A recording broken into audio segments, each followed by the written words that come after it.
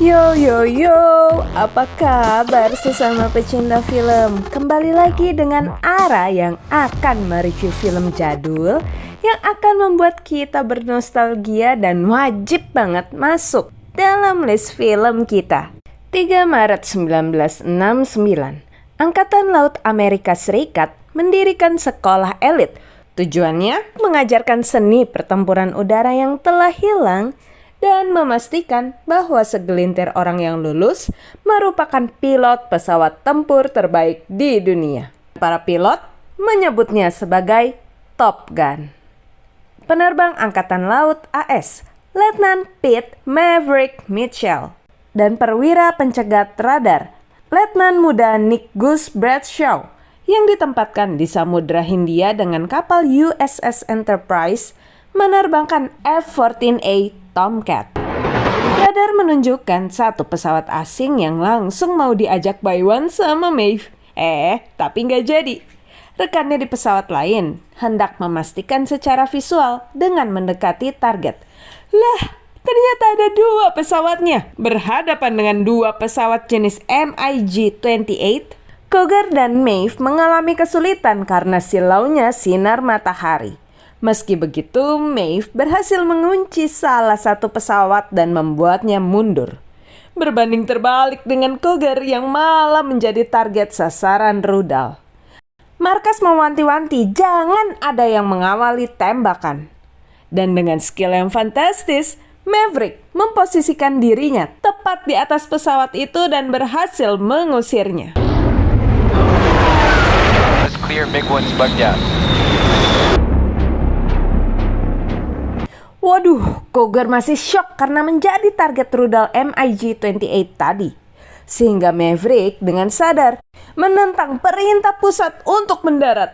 Nah loh, bahan bakar juga udah kedap-kedip lagi. Tapi berkat kenekatan Maeve, mereka berhasil menggiring Cougar kembali ke kapal induk. Pull up, Cougar. Akibat kejadian di udara tadi, mereka bertiga mendapatkan panggilan cantik dari atasannya, CAG Stinger. Dan di situ Cougar malah mengundurkan diri.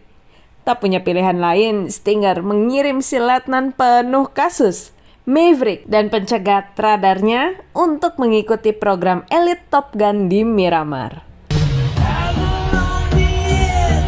Para pilot terpilih ini mendapat arahan yang menekankan tujuan keberadaan mereka di tempat itu, yakni memiliki kemampuan bertarung di udara tanpa melulu mengandalkan rudal.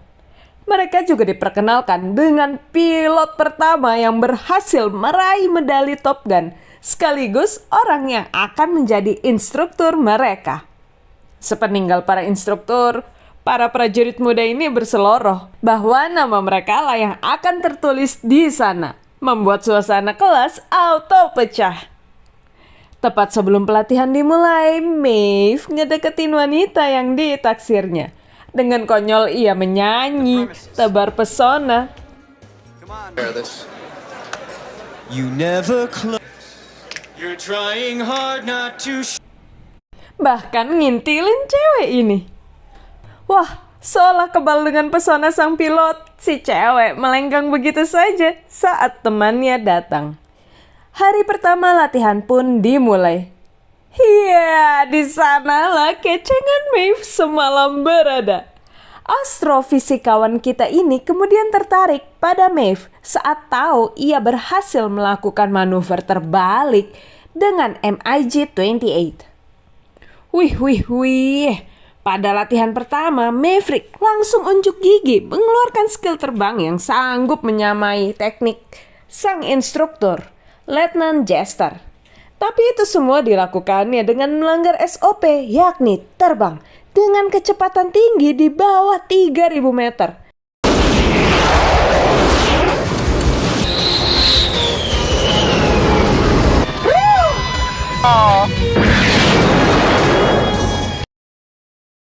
Aduh, pakai bikin gara-gara segala lagi si Maeve dengan menggebrak menara kontrol. Di ruang ganti, Iceman mengatakan kemenangan Maeve tidak terhitung karena telah melanggar aturan utama dan membahayakan dirinya sendiri serta Gus. Dengan dingin, Iceman menyebutnya bodoh, berbahaya, dan lebih buruk dari musuh. Tapi Maeve menanggapinya dengan santai. Hah, kan baru juga hari pertama. Dua prajurit ini dipanggil dan mendapat teguran dari kepala instruktur, Komandan Mike Viper Metcalf, gara-gara aksi nekatnya tadi. Secara pribadi, Jester memberitahu Viper bahwa meskipun dia mengagumi keterampilan Maverick, dia tidak yakin apa akan mempercayainya sebagai rekan setim dalam pertempuran. Malam itu, Gus dengan jujur berkata bahwa targetnya hanyalah untuk lulus, bukan menjadi yang terbaik. Gus kena mental gara-gara aksi Maeve dan membuatnya kepikiran dengan keluarganya. Tapi untungnya Maeve mau memahami kekhawatiran Gus. Cie, ada yang dapat undangan rahasia nih. Ya ampun, bukannya siap-siap, malah sempat-sempatnya main volley dulu. Kan, telat kan? Tanpa mandi, Maeve bergegas meluncur ke rumah Charlie. Aduh, jangan ditiru ya guys ya. Apalagi pakai acara numpang mandi segala lagi nih orang. Duh, untung ganteng. Kalau enggak, isi sendiri titik-titiknya di kolom komentar ya kawan. Di situ mereka berbincang ringan seputar masa lalu Maeve dan ayahnya yang hilang dalam pesawat F4 dengan rumor akibat kesalahan sang ayah. Maeve jelas tidak mempercayai rumor itu karena ayahnya merupakan pilot pesawat tempur yang handal. Di kelas, Charlie keberatan dengan taktik agresif Maverick terhadap MiG-28. Tetapi secara pribadi mengatakan kepadanya bahwa dia mengagumi kemampuan terbang Maverick. Charlie berharap ia bisa tetap profesional karena posisinya sebagai seorang instruktur dan Maeve yang merupakan siswa di tempat itu. Pada latihan Hope 19, Maverick meninggalkan pemain sayapnya Hollywood untuk mengejar Viper. Karena ia sangat berambisi untuk menunjukkan skillnya kepada kepala instruktur komandannya. Tapi kali ini hasilnya hanyalah kegagalan. Pertama Hollywood, dan kemudian Maverick dikalahkan dalam demonstrasi nilai kerja sama tim. Good.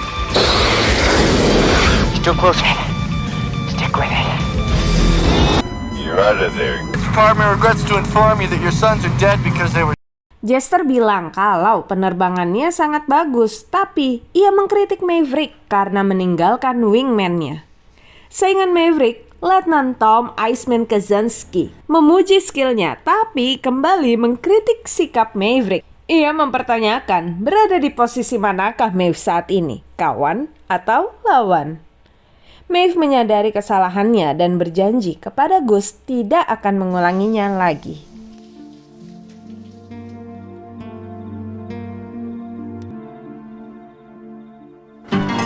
Hari itu, Gus berkumpul, bercanda gurau dan bernyanyi bersama anak serta istrinya yang berkunjung ke tempat mereka.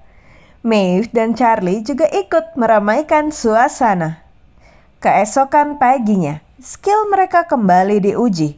Maverick dan Iceman, pesaing utama untuk Top Gun Trophy, mengejar A4 di Hope 31.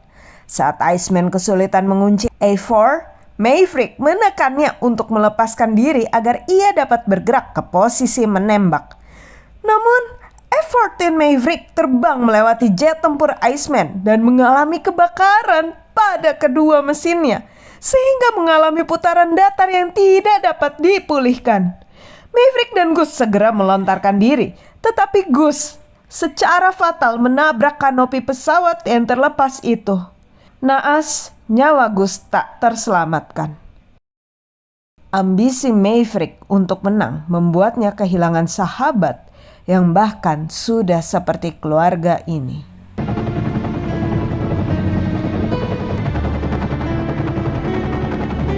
Duka meliputi mereka yang kemarin baru saja bersenang-senang. Terlebih kala pria itu bertemu dengan keluarga mendiang temannya.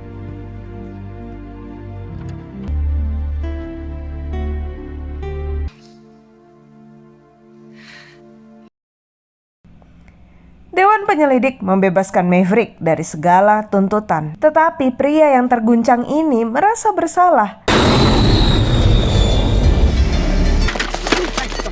I will fire when I am God. It's over. It's just over. Bahkan mulai mempertimbangkan untuk berhenti. Yeah, Maverick just quit.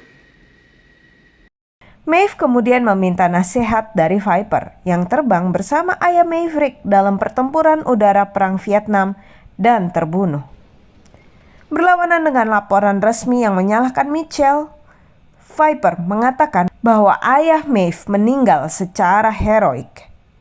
Viper berkata asal Maeve mendapatkan kembali kepercayaan dirinya, Maeve bisa berhasil. Graduate with your Top Gun class.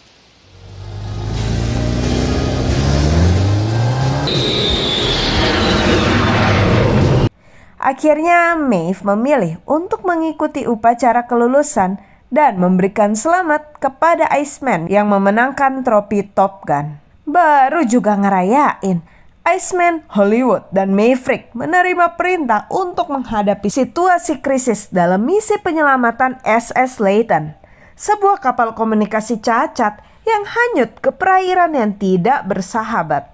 Di atas kapal Enterprise, Iceman dan Hollywood ditugaskan untuk memberikan perlindungan udara dengan Maverick dan Merlin, pencegat radar udara Cougar dulu, dalam keadaan siaga. This is not personal, but with regard to Maverick. Iceman mengungkapkan kekhawatirannya kepada Stinger tentang kondisi mental Maverick, tetapi ia hanya diminta untuk melakukan tugasnya.